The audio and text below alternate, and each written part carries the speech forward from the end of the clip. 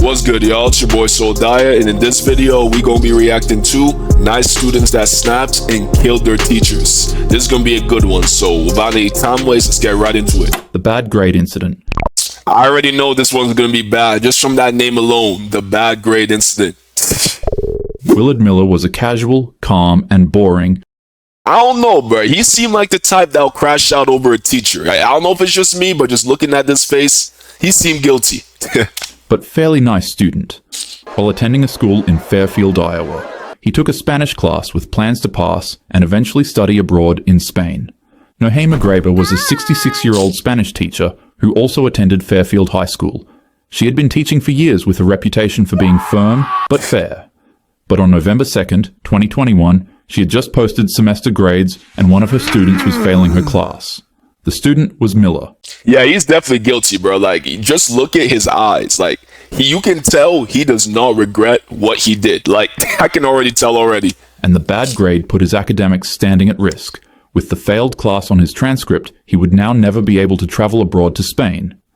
Miller's mother showed up to Graber's class to have a meeting about his academic performance. They sat for a while, shared concerns, made a couple of jokes, and then, well, that was it. The meeting went well for all three of them, and after they left, each individual went back to their home except for Graber. While on a daily walk at Chautauqua Park, she'd bump into Miller. Although she thought the student already went home, she'd wave hi to him. He smiled in return, and then he proceeded to smash her in the face with a baseball bat as hard as he possibly could. Nah, that's crazy. No, but like, sometimes I don't understand how people think. So what, killing your Spanish teacher is gonna make you go abroad to Spain? Like, come on now. That's just gonna make you spend life in prison. Sometimes people don't be thinking. Let's pause here for a second. You see, ever since Miller had failed his class in fall, other students reported that he began slowly making dark jokes about Graber just suddenly disappearing. These jokes slowly evolved into intentions when Miller was caught searching things on Google in regards to if students would be given an automatic pass in their class if their teacher passed away mid-term. That's crazy. Nah.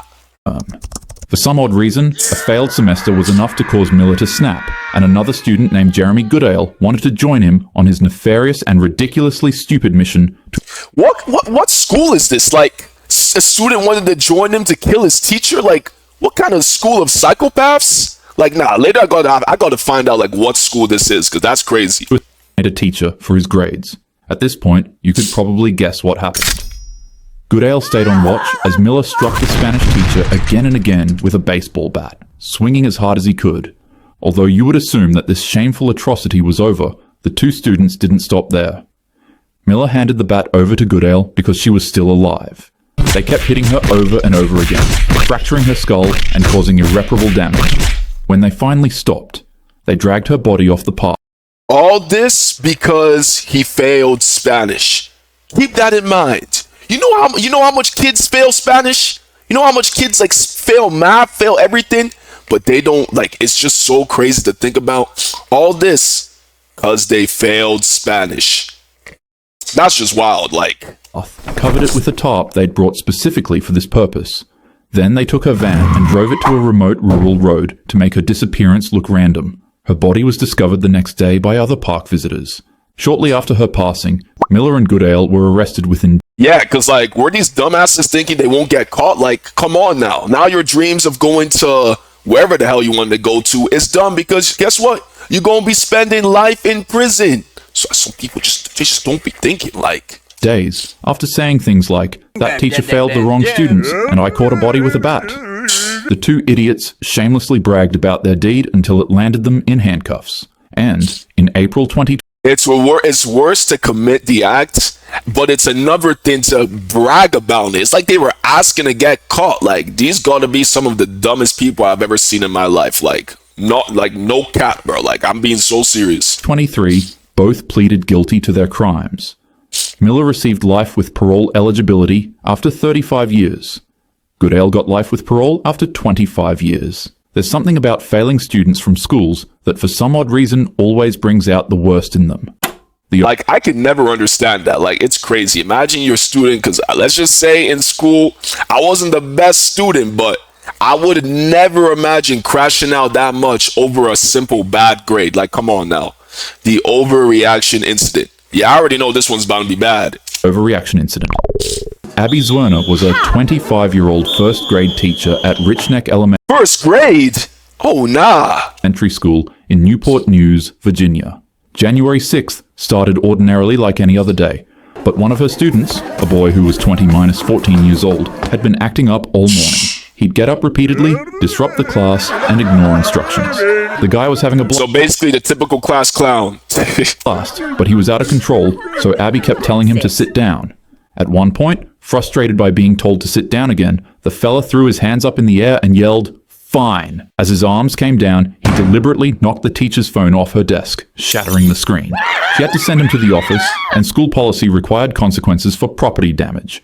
So Yeah, that makes sense, bro. If you break a teacher's phone, that's crazy. he was suspended and went home angry. His mother was notified, but there was something the school administrators didn't know about. The family kept a loaded, pew-pew at home, and the boy knew exactly where it was. After serving his suspension, he returned to school. Security didn't thoroughly search his pockets because they seemed too small to hold anything dangerous. And besides, what possible threat could someone as small as him actually pose? Ain't no way. This is a first grade teacher. Check that kid's history, because who knows what type of videos that kid must be watching at home to grab a gun and to kill someone. No, that kid must be really having a bad time at home, because that's crazy. Not even trying to justify it, but no, they were going to really search that shit. He walked into Turner's classroom while she helped another student. She looked up and saw him standing there in the doorway. Suddenly, he pulled out the weapon, and before she could react, pew pew. I probably can't talk too deeply about this on YouTube, but she was struck directly in the chest. The other students screamed, and the perp dropped his weapon and quickly ran out of the class. Zwerner dropped the weapon too. Was rushed to the hospital. She survived the attack, but the injury caused permanent damage to her spine since fragments remained permanently lodged near it. Nah, but it's a good thing she survived though. Doctors determined that it'd be too dangerous to remove without risking paralysis. The little guy couldn't be charged due to his age, but his mother... Nah, charge him. Lock him up. Who cares? He was smart enough to grab a gun, load it, unload it, and just kill it. Try to take a life. Nah, if he's smart enough to do that, he's smart enough to spend life behind bars. I'm gonna keep it a buck. Deja Taylor was later charged and received 3 years and 9 months for felony neglect. Zwerner resigned from teaching after the attempt on her life. She's spoken publicly about... Yeah, it makes sense. That must be really traumatized. Imagine as a first grade teacher. First grade, one of your students gets mad, grabs a gun from home, and shoots the teacher. I wonder what state this was in, because that's crazy. Suffering from PTSD and being unable to return to the classroom, and later on filed a $40 million lawsuit against the school district, claiming administrators had ignored warnings from staff members about the weapon. A first grade teacher was shot by a 6-year-old because she told him to sit down. Madness. That is absolute blasphemy. That's insane. The bullied kid incident. We already know this one's gonna end up bad. There's always a bad story about a school bully and the guy. It always ends in disaster. We all know this, so let's find out. Noel Estevez was a young man attending school in the Bronx in New York. For months, he had been living in absolute hell. A group of older boys had been tormenting him relentlessly. They'd call him names and shove him into lockers between classes. That's crazy. They would also follow him home and stand outside his building, laughing and threatening him. At this point, they gotta be in love with him or something, because that's the one thing I didn't understand about school bullies. What are you shoving him in tight places for?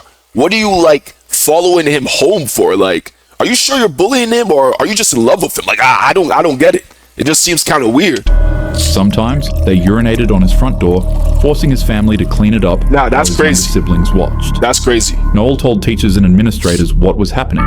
Still, nothing changed. The bullies became more aggressive with the main one. Yo, I don't understand teachers not taking action. It's the same thing with cops too. They tell you this many times and they don't take action until something serious happens. It's crazy. Being Timothy Chalamet. Wait, what? Timothy Crump. Yeah. Oh yeah, I was just about to say.